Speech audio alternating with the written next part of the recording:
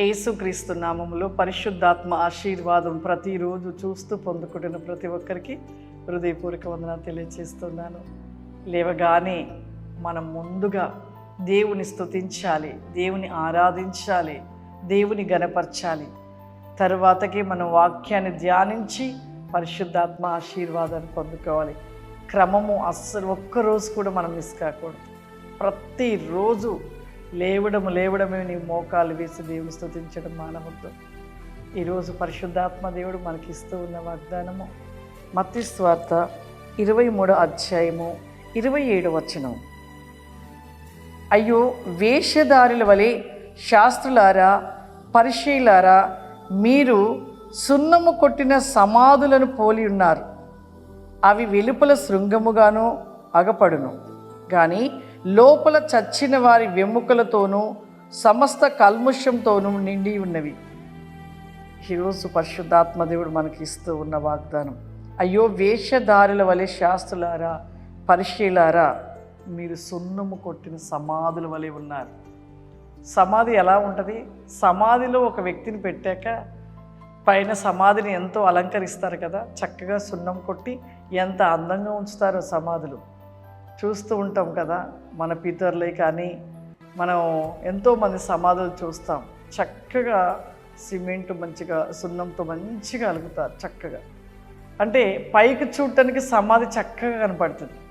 అంటే ఇక శాస్త్రులు పరిసయ్యులు ఎవరు అంటే దేవుణ్ణి విమర్శిస్తూ దేవుణ్ణి ఎప్పటికప్పుడు ఏ విధంగా తప్పు పట్టాలి అని చూస్తున్నవారు.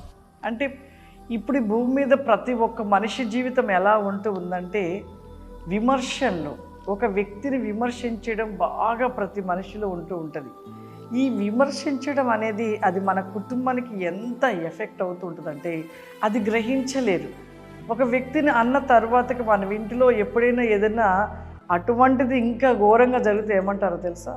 సాతానుడు ఇంత ఘోరంగా చేసేసాడు, సాతానుడు చేశాడని సాతాను మీద నెట్టేస్తారు. కానీ ఎక్కడో మన లోపమును బట్టి మనము ఎవరినైనా అన్నామేమో, ఏ తప్పును బట్టి మా కుటుంబంలో ఇలా జరిగించబడ్డదేమో, నా నోటి మాటను బట్టి జరిగించబడ్డదా, లేక నా ప్రవక్తను బట్టా, లేకపోతే నా స్వభావమును బట్టా, నా అసూయ స్వభావమా, నా ఈర్ష్య స్వభావం బట్టా ఈ విధంగా నా కుటుంబంలో జరుగుతుందా అనేది ఏ ఒక్క వ్యక్తి తనను తను మరి పరీక్షించుకొని సరిచేసుకోవాలి అనే ఆలోచన ఎవ్వరికి కూడా ఎక్కువగా రాదు. వస్తుంది కొద్దిమందికి, అందరినీ నేను అనట్లేదు, కొద్ది మందిలో ఈ లోపాలు ఉంటూ ఉంటాయి.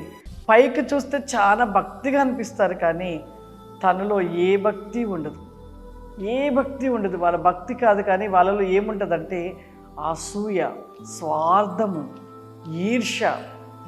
ఎప్పుడు ఒక వ్యక్తిని విమర్శించుదామా, ఆ వ్యక్తి క్యారెక్టర్ గురించి ఇతరులకు చెప్దామా అని ఇటువంటి విమర్శనమైన జీవితము కలిగి ఉంటున్న వారి యొక్క మనసు గురించి ఇక్కడ చెప్తున్నాడు.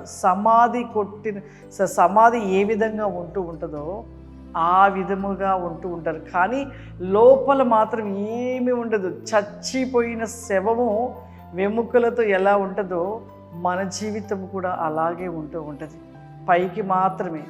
కాబట్టి ప్రతి మనిషి జీవితంలో సరిచేసుకోవలసినవి చాలా ఉంటూ ఉంటుంది. అవి సరిచేయబడితే మాత్రము నిజంగా మనం వెలిగించబడుతూ ఉంటాము. దేవుడు మనల్ని బట్టి సంతోషపడుతూ ఉంటాడు. చూచుటకు పైకిగా మనం నటించి ఉండటం కాదు, కానీ మన హృదయ శుద్ధి చేసుకొని పరిపూర్ణంగా మార్చబడట దేవునికి సంతోషము. దేవుడు మన కుటుంబాన్ని దీవిస్తాడు. మన పిల్లలను అభివృద్ధిలోకి తెచ్చి దేవుడు ఆశీర్వదిస్తూ ఉంటాడు. ప్రార్థన చేసుకుందాం. సర్వశక్తివంతుడా, దయగల తండ్రి, నీకు వందనాలు చెల్లిస్తూ ఉన్న ప్రభువా, దేవా, ఈ పరిశుద్ధాత్మ ఆశీర్వాదం అనబడిన ప్రోగ్రాం చూస్తున్న ప్రతి బిడ్డని మీరు ప్రభు దర్శించండి. వెల్వి గోబ్రి ఖావురిలారా షూరిలరాందిలి కోరి వాసి ఖమాందర మీ ఆత్మ వేకమైన శక్తి చేత నింపమని అడుగుచున్నానయ్యా. మీ అభిషేకము చేత నింపమని అడుగుచున్నాను పరిశుద్ధాత్ముడా. విస్గమోస్ అండ్ మిస్గామ్ ది రిమోస్ టెల్ బి క్లౌరి వాస్తి కామ్ ది మై కెన్ కా ఫ్లౌరిమా విలీజా బ్రైకెని స్తో బ్రైకామ్ ది రిస్టెల్ బి కా ఫ్లౌరి కమాందర. నీ శక్తి వేకము చేత నింపు నాయన, నీ ఆత్మ వేకము చేత నింపమని అడుగుచున్నాను ప్రభువా. నీకు వందనాలు చెల్లిస్తున్నాను. వింటున్న ప్రతి మాటయు ప్రతి వేగముగా గ్రహించి నీ జ్ఞానం వచ్చి ప్రతి వేగముగా సరిచేసుకునేటలో నీ కృప సహాయము దయచేయమని, ప్రతి బిడలు దీవించి ఆశీర్వదించమని యేసు నామం నడిచినాను తండ్రి. ఆమేన్. God bless you. దేవుడు మిమ్మల్ని దీవించును గాక. ఆమేన్.